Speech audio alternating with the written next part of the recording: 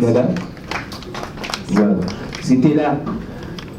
Ce sont là deux artistes qui figuraient parmi ceux qui étaient attendus également sur le plage de Zénith de Paris, parce que le phénomène de la Soul avait tenu à inviter, outre ses collègues artistes musiciens, des artistes comédiens également de notre pays.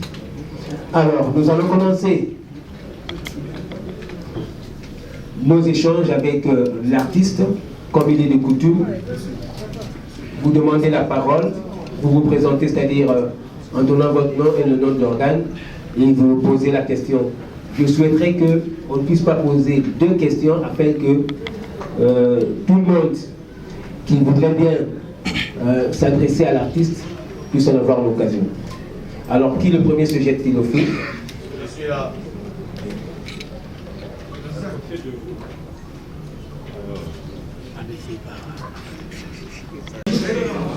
Monsieur Ngiano Makanda Weranson, pourquoi faire de cette annulation une affaire d'État ou bien une affaire politique, surtout qu'il y a d'autres artistes qui se sont produits au Zénith? On se rappelle il y a un an les cas des familles et consorts.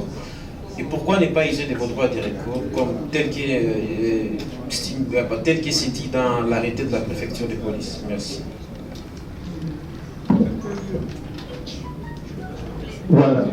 Alors, mais je crois que si l'artiste ne peut pas répondre directement à la question, il peut être, disons, il est assisté du secrétaire général de l'orchestre et de M. Sonny Kanama, qui est le manager de l'artiste.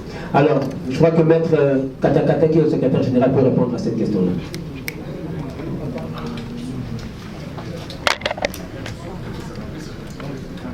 En attendant que l'artiste...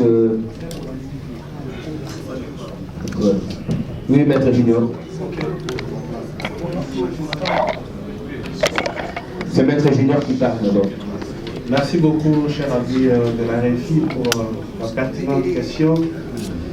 Nous serons très brefs en disant que la dite production a été annulée à 3 jours de l'événement, tandis que la campagne sur la promotion de l'événement a duré il y a de cela 1 an et 2 mois. Allez-y comprendre qu'ici, il fallait qu'attendre que la France ne soit pas à mesure de prendre les dispositions sécuritaires et que ça devait se passer ça devait se passer il y a de cela, je crois, 3 jours. Alors, nous disons, pour citer, que vous avez pris connaissance des libellés de la décision de l'annulation. Je ne vais pas ici vous rappeler que les prescrits dans cette décision ont fait allusion à l'appartenance politique du président de l'orchestre et à celui du président de la République. Et donc, nous allons aussi vous révéler que ce concert a été soutenu par le gouvernement congolais, qui s'est exprimé par les actes administratifs en donnant l'orchestre ainsi que toute autre personne qui devrait accompagner l'orchestre des ordres de mission et même la prise en charge à l'hôpitation du gouvernement. Voilà pourquoi nous vous disons que c'était une affaire d'État. Merci. Merci. Est-ce que l'artiste voudrait ajouter quelque chose? Non. Il a tout dit. Ok. J'espère qu'il a tout dit. Ok, merci. Alors, Isaac Maï. Allô. Merci beaucoup, Isaac Maï. Phénomène, encore une fois, Kim 24, merci. Encore une fois, je pense courage parce que tu as dit que ma caméra est comme il y a un moment dur où l'artiste a traversé. Et sinon, nous sommes que le concert, il fallait que ça mais le concert est commis annulé. lobby des clics et dit à partir à Wapi. Parce que déjà une semaine avant, on a annoncé ceux qui avaient un complot tout autour. Il y a Makamouane et Zalibosala. Et qui au c'est là qui n'a combo qui à la base il y a complot. Qu'est-ce qui a été fait après? Pourquoi Moutouana courait collecter la biche na maïle et toyer billet qui y a à la base et puis Nasukanamo on lui donne bien de cause qui a gagné biso. Et le commune est machité dans Katikati et le Corona. Si je veux compléter s'il vous plaît, nous avons un message. Lundi, producteur na la TV sur France 24 et ça m'a bien passé à Missi Bambongo Bélé et consort. Mais est-ce qu'aujourd'hui, tu as comme ça la PT procès, le côté collé, préfecture, il y a Paris, que tout le monde la justice va être sur mobile les amis parce que les dépenses ont été engagées, ma donné salami, visa coûte, où on a dit la possibilité de foot, aussi de foot déjà. Mais surtout, ça fait une perte pour l'équipe, même pour le producteur. Est-ce que procédure nouveau juridique qui va après, ou tout ce qui est à tout bosser et puis c'est tout. Merci beaucoup. Merci. Alors, je vous informe que la conférence est fidèle. Donc, comme Isaac Maï, on va poser des questions à eux dans l'Ingala. Alors, s'il vous plaît, je dois rappeler les caméramans alors, s'il vous plaît, faisons les choses comme des personnes bien éduqués. Nous connaissons parce que l'artiste a fait la presse, s'il vous plaît. S'il vous plaît, vous qui savez ma caméra s'il vous plaît. Merci. Mais au moment où la suite a été donc, je vais encore rappeler les deux questions. Il y a Isaac Maïd, à l'Iga, qu'est-ce qui s'est passé au juste? Il paraît que qui peut soupçonner tout le monde, comme on a épris dans les autres circulaires déjà. Ils ont Nini, Nanyamo, la main noire, ils ont Nani. Ça, c'est la première question. La deuxième question, est-ce que l'orchestre de musique à Maison Mère ou alors l'artiste musicien ou la son lié beaucoup à côté de traduire la préfecture de Paris en justice pour le Makambo Negesalamigo parce que l'orchestre a engagé beaucoup de dépenses, le producteur a engagé beaucoup de dépenses et ça constitue un grand manque à gagner et pour l'orchestre et pour le producteur. Merci beaucoup. En tout cas, d'abord, nous avons remercié la presse. Je vais juste pour répondre à l'invitation de la mission. C'est un grand plaisir pour l'entendre et pour l'entendre. Parce que sans la presse, l'orchestre est zati. Nous avons comme ça, pour passer un message à nous partout. Pour la bateau, Bayo Kabiso, Bayo Barkis, qui est dit. Encore une fois, je vous remercie beaucoup. En fait, le problème de la mission, j'espère, ceux qui, pour mon imaï, de l'eau, n'a pas excité notre pour la nommer comme vous saurez, pour comprendre, ma famille, pour l'équipe, dans le groupe de la mission Maison Mère, vous avez qui, événement, pour mener les tout le monde, parler vous allez en gros, mais, et ça, la métier. Bon, faute de la mission, c'est-à-dire, mission, il a tout ça dans le salon où il fallait tout ça. Mais pour dire que la main noire, les gens ont gâté dans ma campagne. Autre bassin là qui sont occupés, ça qui m'a dit. La carte de vaccination, l'autorisation des sorties. Voire même, j'espère que vous avez ces gens qui vous parlent, vous avez même un document légal avec ces culture. Ou après ça qui pour la première fois par remettre un groupe. Pour tout ce qui est défendre Mboka à l'étranger. Donc, présentant mon ambassade, nous avons un manager solo, nous sommes un chargé d'affaires, à FC Bissot. Voilà ce qu'on va faire de tout. Et ça vient, nous avons orienté dans la maison Schengen. Nous avons pris sa vidéo visa. Et pendant que nous sommes là, les jours où je vais avec Bissot, lundi. Non, vendredi, je m'esquisse. Voilà, lundi, il faut aller dans la maison Schengen. On a un responsable de la maison Schengen. On après, on remettre le visa à Bino le lendemain. Lundi, à 8h, rendez-vous. Et ça, reporté pour le mardi. Il faut être à 9h, la maison Schengen. moi je vais participer à Zalaka, ce soit des thèmes portables à Kamiko Benguezati. Et quand même qu'on soit bango par tous les moyens, à travers les chefs d'orchestre, la super bango, en tout cas, le musicien, rendez-vous à mardi. Lundi à 16h, va annulé rendez-vous. L'ambassade de France va communiquer, maison Schengen, non, en tout cas, va annuler rendez-vous là dessus. Si vous avez un musicien, vous avez mardi à Tongo. Moi, je vais atteindre les alaquités, pour se retrouver dans la maison Schengen sur le Tongo. Je me suis dit, je vais rapidement, ils ont un problème. Après, ça sera toujours derrière Bango. On va appuyer événement. Qui peut pas comprendre Bango. Là, même si moi, en tout cas, dans le minute, c'est-à-dire, il rendez-vous dans la vie, non? Qui choqué. Comment on a dit rendez-vous? Et pourtant, tous la visa, dans 4 jours pour tout voyager, donc pour présenter le spectacle en France, dans un départ. Moi, après la peine à calmer, on a vu non pas comme ça, voilà. Après la peine à continuer à continuer la carte. Absina, bon, on va les athées, nous sommes ceux qui parlent l'ambassade de la France, comme déjà aussi au Congo, quand même, pour que nous sommes mobilité, à le foot à frais à visa. Et puis qu'il y a un nombre d'ambassadeurs, ceux qui ont frais à visa, c'est que déjà visa à accorder. Les acquis, il faut dire quoi. Il faut dire plus de 6 000 et quelques, si je ne me trompe pas, d'euros aux Aguina CG, Yimda Futaki, je suis sur Zaki Piwana. Parce que le lendemain, on va bien prendre visa. Le lendemain, on va bien prendre visa.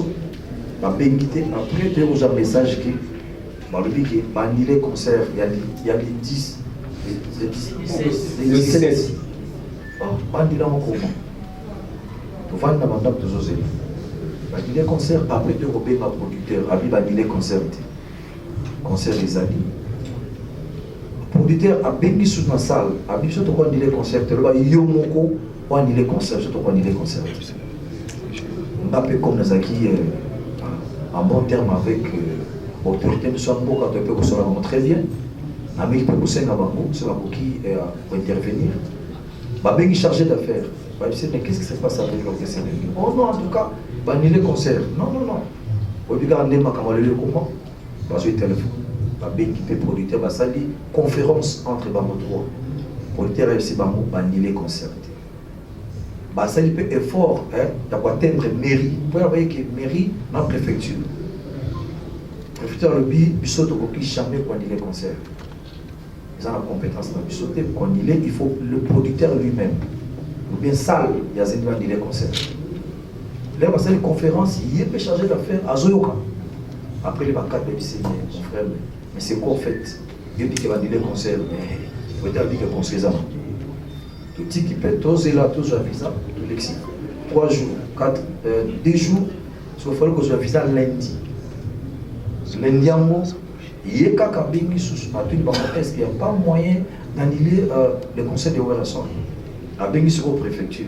Mais toi, pour quelle bite? Qu'est-ce qu'il a fait? Toi, annuler le conseil de oh non, on trouve des appuis, voilà, machin. À Bengi sous la salle, même personne n'a la vague. Après, on va dire que je suis à Bengi sur le produit d'habit, mais en fait, on a arrangé la Congo. Non, pour arranger l'ambassade de la RDC. Non, l'ambassade de la France dans la RDC. C'est comme si il y a un problème au président. Ils ont bien été parce que comment je suis en France, à Rabé, qui est toi annuler le concert. Et pourtant, nous, c'est la publicité, vous dépensez mon bébé, donc c'est pas normal. L'herbe a pris bisou, tout y est, c'est les sous. La tombeau, à Wanga, il y a aussi. Après, peut-être la revendication est normale. Les artistes ne sont pas mais pourquoi Makmaboui et les Ghana, Star Nabiso, qui est l'ambassade de la France? Revendication est droit, avec la combaté, avec la son visa. Après, par moi, Bengi, tous a menacé, Quand il est concert, la police à préfecture, dans les concerts. Police à préfecture, dans les concerts, à Tindi dans la salle, à Tindi les producteurs, à Tindi les ambassades. Il y a un mot, puisque tout ce qui est en tout cas, qu'est-ce qu'on peut faire? Parce que dans en tout cas, l'autorité ne va s'impliquer dans le camp, s'il faut dire la vérité. En tout cas, un mouvement, il faut la remercier. Parce qu'il part tous les moyens. Mais, il y a un choix. Or, spectacle, il y a un bomba qui peut présenter dans Paris. Après que l'on a dans ma chaîne habitat, le tout a coincé dans le Congo pour la ligne. Tu as sur les bandes. Bon, on peut être dans qui les graffiti. Un millionnaire, on peut être mais on était souci dans ma les arabes. On a pas jeune pour besoin de au moins les lots, on a les lots étrangers, besoin de artistes là, sont là. Là, succès, est-ce qu'on va l'équipe va faire art? Je ne pense pas. Et c'est un monté. Alors, pour la décanter la situation où vous avez que concert beaucoup, il y a réconciliation entre les artistes.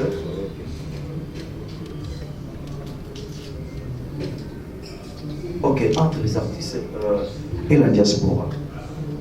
Concert de la paix. Il y a un moment que tous les artistes sont collègues dans le invité qui bango baya tout ça la concert pour la tout fond la piste c'est comme un amour normal on t'a coupé ta concert là et pour les hommes à aller le concert c'est mon frère je vais dire là qu'il est beau je vais là donc tout étouffé sur et Europe tout ça va quand même donc objectif n'a pas s'agit de l'amour c'était pas pour l'amour bah ça on a coupé ta l'amour ça l'amour mais la tête que bon bah du coup tout ça la bango bah tu as pas petit c'est là il y a pas point non. Ce qui nous les a dit, na bêta kana bongo, il y a musique qui dit, c'est une vérité. Et alors qu'on a ce bêta musique, il dit, bah tu vas dans la salle, là c'est Jean, Pierre, dis, on a musique qui dit. Faut pas tout super si quand même au talent là, on a des succès stars là. Donc souci n'a pas pénal les avec y a moi là, mais tout ça par tous les moyens. On a été temps pour avoir acquis pour tout le monde, c'est pas bien, mais les années ambassades en France, pas il est concernant la question. Donc j'espère que c'est ça. Question pour ce exactement. Alors si on a monnaie, on peut CG pour répondre. Donc ceux qui la comprennent bien quoi Dallas, même au Tamal. En fait, au monnaie, j'ai la francophonie et au Salama Awa l'année prochaine. Ce n'est pas normal. Bissoto va prier francophonie. Mais ceux qui sont tous à prier, c'est bon. Comment on va prier francophone? Et ça, c'est bon. C'est-à-dire, on doit subir les lots. Ceux qui doivent réparer à moitié, même nos presses aux arbres, et ça va danger pour la question. Si on a bien ça, qui nous dit, on a des débats en Congo. Hôtel, les ménages, les locaux, Makassi. Les lots, il y en a aussi, parmi les pays en Afrique, où les lots, bazar, c'est-à-dire, tout ça pour les deux premiers pays en Afrique où le bazar le français mieux les habitants mais comment quand va français va nuire biso ça pourquoi dans le moment où ce qui est dans la France bah j'ai les gens va déguer ça là on a laissé tomber mais non il y a un péché là activité là et ça va mater et puis on peut former une sous avant de sauter bêta bon qu'est-ce que ce va bêta qui est dans ça là c'est vite. Ça fait un problème énorme, mais pas un problème grave. Mais va protéger qui va mourir. On ne va pas protéger le sauter.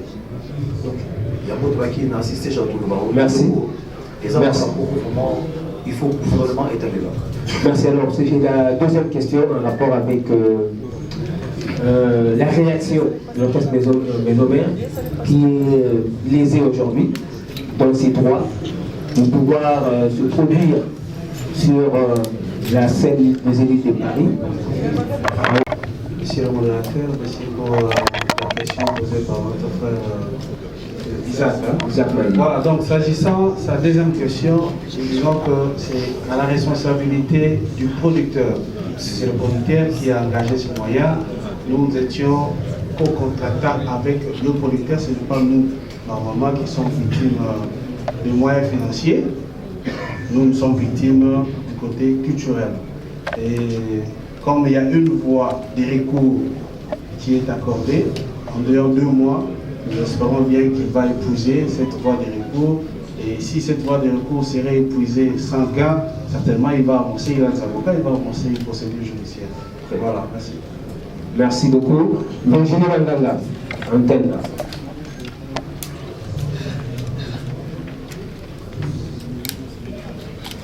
Naza na mituna mibale mais eza vraiment mikuse ya liboso ezali bareproche oyo kozala proche ya gouvernement oyo te koleka mpe ya gouvernement actuel. Est-ce que musique influençaka politique na biso? Et puis tozoki mpe na baélection na 2023 nayebiki na baélection bapolitique balukaka bino boyemba pour l'avenir, il y a une musique à maison mère sur le plan scénique au niveau ya poto. Ce qui va bien en sonne à Yemba. La élection en 2023. Est-ce que on sonne à Ozalana courage ya Yemba? La culture. Et l'eau comme on est au Cap les ati. Tant que bêta va conseil, ils ont un contrat de production. C'est pas ils ont une convention avec le gouvernement. C'est un contrat de production. C'est-à-dire au Béti, au Lomo, pour ce monde-là, il y a seulement comme là, au métier de moi. Même à ta coupe passer dans l'église. Ce que nous avons caboté, ça a fait contenter. Mais comment nous avons dit, comment nous avons contenter? Ma peinture, je m'excuse, bon, ma frère institutionniste, ma vidéo, ma image. Et quand on a ma plateforme, le streaming, les gens copyright, les gens algorithmes, ils ont protégé ma œuvre, ma revenu dans nos amis, s'il faut dire la vérité. Ma campagne pour les amis moi. Donc, ce qu'on va acquiser, nous ne sommes pas des politiciens, nous sommes artistes et musiciens. Les lots sont nous sommes bénis, il y a des la musique, il y a des fit. Moi, pour le moment, il y a à l'époque en Mobutu. Il y a dans Badolité, il y a dans Nzanga Mobutu. L'air de ya, il y a dans Kabila les pères. Na 1 plus 4, il y a Jean-Pierre Bemba. Na Betela Roubero, tu Betela Joseph Kabila Kabane. Hein? Le père, non, attends. Fallait tu sais qu'il est allé, en tout cas, s'il faut dire la vérité, nous avons occasion de se relater. Ayamba Batouba, bon, Koloboya, ils ont un problème, nous avons respecté le chef de l'État. Mais nous avons occasion de faire un matin, et papa, tu sais qu'il dit. Na beta besusu na fait un IDMS. Batuku babaki oui raboy na bino maza artiste musicien. C'est comme mutu nyos o asala ni kamunaye ezaka na beat pour gagner vie naye. Toza na ba beat pour tozo bokola wa zati ba artiste mama zapi na ba famille na ba. Et l'eau au monde peut empêcher mana sala musala parce qu'ils ont politique. Jamais ba ko blinga nga wa son ya ko beta conseil pas to kada ba mitu. Na mona ba. Na oui mandé ba kada mitu. Mais c'est un concert. Conseil par comme je dis pas ça n'a rien à voir. Et c'est beaucoup côté des gens. Donc le de tout ça oui, les chefs de l'État actuel c'est Félix Tshisekedi. Soit lui il y a beaucoup de gens na 7 heures, na il y a 5 heures. Après il a respecté le contrat. Et c'est normal. Merci beaucoup. Merci. Merci. Tu as bien la force des mains. Force des mains.